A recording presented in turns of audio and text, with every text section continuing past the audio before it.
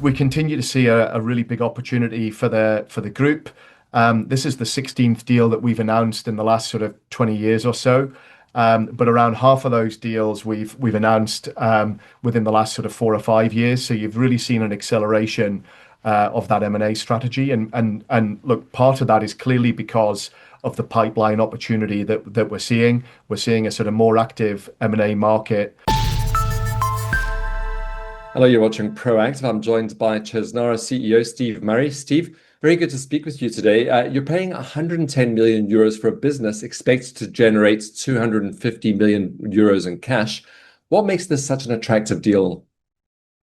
Yeah, so we very often when we look at these deals, I remember, Stephen, you and I spoke about the HSBC Life UK transaction that we announced last July and completed in January this year. One of the first things that we talked about was that lifetime cash generation that can come from these books of business. And that's certainly something within this deal that we think is attractive for investors. So as well as the 250 million euros that you've pointed to, we expect around 100 million euros in the first 5 years. So you're seeing some good sort of capital return in the early years, as well as sort of cash coming through. Another element to this deal is with the Scottish Widows Europe business. There's a local team, an administrative platform in Luxembourg, which we believe could be utilized to look at further consolidation opportunities, both within the Luxembourg market, which has got quite a long tail of sort of smaller insurance companies that haven't yet reached scale, but also looking at cross-border opportunities in Europe as well. And the administrative capability of that platform is a little bit different to those that we have both in our Dutch business, Skilden, and our Swedish business, Movestic, as well. So that's another interesting element of the deal for us as well. You mentioned that strong capital generation. How does that support your dividend growth, Steve? So we've talked previously about the fact that we have the best dividend growth track record in UK and European insurance. That's something that we're proud of, having consecutively increased that dividend over the last 20 years or so.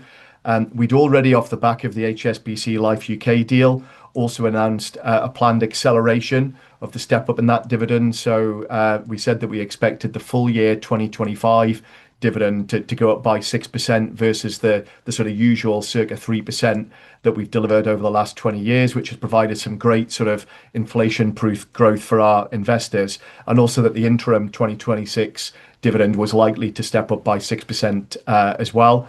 When we look at the cash generation of this business and you combine that 250 million euros lifetime cash generation of this book on top of the 800 million of additional lifetime cash generation that we have from HSBC, we think that's a clear demonstration to investors that this terrific dividend track record that you've had from Chesnara can certainly continue going forward, given the longer term sustainability of cash flows that have been added to through these two transactions and the new one that we've announced this morning. You mentioned that this marks your first entry to Luxembourg, but obviously they have policyholders much further afield. How big is the consolidation opportunity there and across Europe, Steve? Yeah, look, more broadly, we continue to see a really big opportunity for the group. This is the 16th deal that we've announced in the last sort of 20 years or so. But around half of those deals we've announced within the last sort of 4 or 5 years. So you've really seen an acceleration of that M&A strategy. And look, part of that is clearly because of the pipeline opportunity that we're seeing. We're seeing a sort of more active M&A market.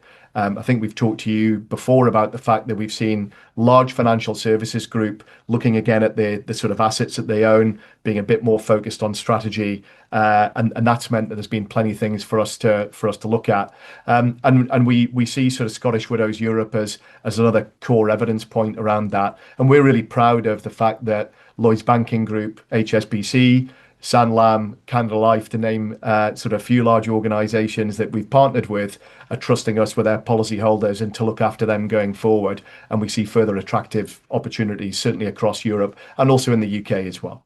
I mean, tell us a bit about your pipeline and those future prospects, because you now manage 1.4 million policies, administer around 18 billion of assets. So where do you take it from there, Steve? Yeah, so there's been a big sort of scaling up in the group as you point to, Stephen, and we're proud to look after that sort of circa 1.4 million customers across the UK, Netherlands, and Sweden, with customers now joining as part of the Scottish Widows Europe deal through Luxembourg, but within Germany, Italy, and Austria as well. We believe there are further opportunities to sort of scale from here. We retain financial firepower at a group level. So whilst we've deployed a lot of capital in the last 12 months on M&A, we continue to retain over 100 million of deployable firepower at a group level. We've shown that when we ask for support from the debt capital markets and from our shareholders, that's been there both as part of that HSBC Life UK deal, where, as a reminder, we did that 140 million rights issue. We raised an RT1 bond last year as well. So we think that gives us a lot of financial flexibility.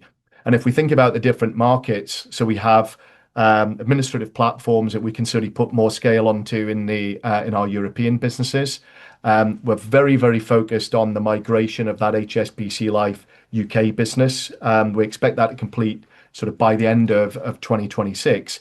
And that very much means that in the UK, we can be looking at M&A opportunities now, given the amount of time it normally takes to get through sort of due diligence processes and change of control and what have you. So it really does give us some nice opportunities, and we're seeing the benefits of the broader Chesnara business model and some of the activity we've been undertaking over the last sort of 3, 4, 5 years as well. Steve, congratulations on this latest acquisition. I hope you'll keep us updated with your continued progress. Thanks again, Stephen. That's Steve Murray, the CEO of Chesnara.